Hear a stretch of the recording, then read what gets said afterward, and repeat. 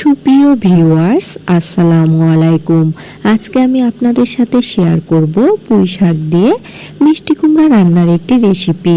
এভাবে পুঁই শাক দিয়ে মিষ্টি কুমড়া রান্না করলে রুটি কিংবা ভাতের সাথে আর অন্য কিছুই লাগবে না। এই রেসিপিটি তৈরি করার জন্য আগে থেকে আমি কিছু পুঁই শাক আর মিষ্টি কুমড়া নিয়ে নিয়েছি, সেগুলোকে আমি কেটে নিয়েছি। পুঁই শাকের শাকগুলোকে আমি এরকম ছোট ছোট টুকরো করে কেটে নিয়েছি আর ডাঁটাগুলোকেও ছোট করে কেটে নিয়েছি, তারপরে ধুয়ে পরিষ্কার করে নিয়েছি। আর এখানে আমি আধা কেজি পরিমাণ মিষ্টি কুমড়া নিয়ে নিয়েছি। মিষ্টি কুমড়াগুলোকে প্রথমে খোসা ছাড়িয়ে নিয়েছি, তারপরে এরকম করে মিডিয়াম করে কেটে নিয়েছি। আপনারা চাইলে যে কোনো সাইজ করে যে কোনোভাবেই কাটতে পারেন। আমি সমস্ত উপকরণ ভালোভাবে ধুয়ে পরিষ্কার করে নিয়েছি। এখন চুলাতে একটা কড়াই বসিয়ে দিয়েছি।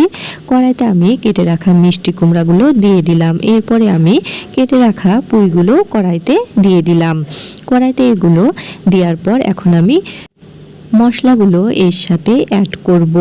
এখন আমি এর মধ্যে স্বাদ অনুসারে লবণ দিয়ে দিলাম, আর আমি 1 চা চামচ পরিমাণ হলুদ গুঁড়ো আর কিছু কাঁচামরিচ আমি মাঝখান দিয়ে কেটে 2 ভাগ করে রেখেছিলাম, সেগুলো দিয়ে দিলাম। আমি আজকের এই রান্নাটা শুধুমাত্র কাঁচামরিচ দিয়ে রান্না করব, গুঁড়ামরিচ ব্যবহার করব না। আর আদা রসুন জিরা একসাথে বেটে রেখেছিলাম, সেগুলো দিয়ে দিলাম। আমি এখানে আদা রসুন জিরা বাটা 1 চা চামচ করে মোট 3 চা চামচ নিয়েছি। আর এখানে আমি সামান্য পানি দিয়ে দিলাম। এগুলো সিদ্ধ হতে যেটুকু পানি লাগবে ঠিক সেইটুকু পানি দিলাম, তারপরে ঢাকনা দিয়ে ঢেকে দিলাম। আর এখন আমি গ্যাসের চুলাটাকে অন করে দিয়েছি। দিয়ে এখন এগুলোকে আমি এভাবে কিছুক্ষণ রান্না করে নেব। কিছুক্ষণ পর ঢাকনা উঠিয়ে এখন আমি এগুলোকে একটু নেড়ে চেড়ে নেব। আমি সমস্ত উপকরণগুলোকে এখন নেড়ে চেড়ে ভালোভাবে মিক্সড করে নিচ্ছি। এগুলোকে আমি ভালোভাবে নেড়েচেড়ে মিক্সড করে নিয়েছি। এখন আমি আবারও ঢাকনা দিয়ে এগুলোকে ঢেকে দিলাম। আরও 10 মিনিট পর ঢাকনা উঠিয়ে এগুলোকে আমি আবারও নেড়ে দিচ্ছি। এভাবে করে না নেড়ে দিলে এগুলো তলে পুড়ে লেগে যেতে পারে, তাই এভাবে একটু পর পর নেড়ে দিতে হবে। তারপরে আবারও ঢাকনা দিয়ে ঢেকে দিলাম। ঢেকে দেওয়ার আরও 10 মিনিট পর ঢাকনা উঠিয়ে এখন দেখুন সমস্ত পানিগুলো শুকিয়ে গিয়েছে। আর এখন আমি চেক করে নিব পুঁই শাক এবং মিষ্টি কুমড়োগুলো সিদ্ধ হয়েছে কিনা।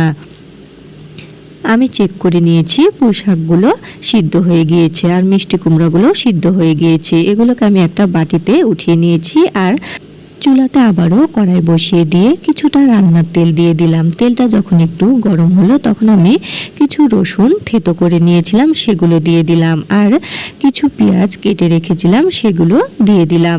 এখন এগুলোকে আমি নেড়ে চেড়ে ভেজে নিব। এই রান্নাটায় অবশ্যই রসুনটা থেতো করে দিবেন। রসুন থেতোটা এভাবে ভেজে নিলে মিষ্টি কুমড়ো এবং পুঁই শাকগুলো রান্নার পর রসুনের একটা সুন্দর স্মেল বের হবে আর খেতে ভালো লাগবে। এগুলো কিছুক্ষণ ভাজার পর 2টা শুকনা মরিচ দিয়ে দিলাম আর আধা চা চামচ পরিমাণ পাঁচফোড়ন দিয়ে দিলাম। দেওয়ার পর আবারও সমস্ত উপকরণ ভালোভাবে নেড়েচেড়ে হালকা ব্রাউন করে ভেজে নিব।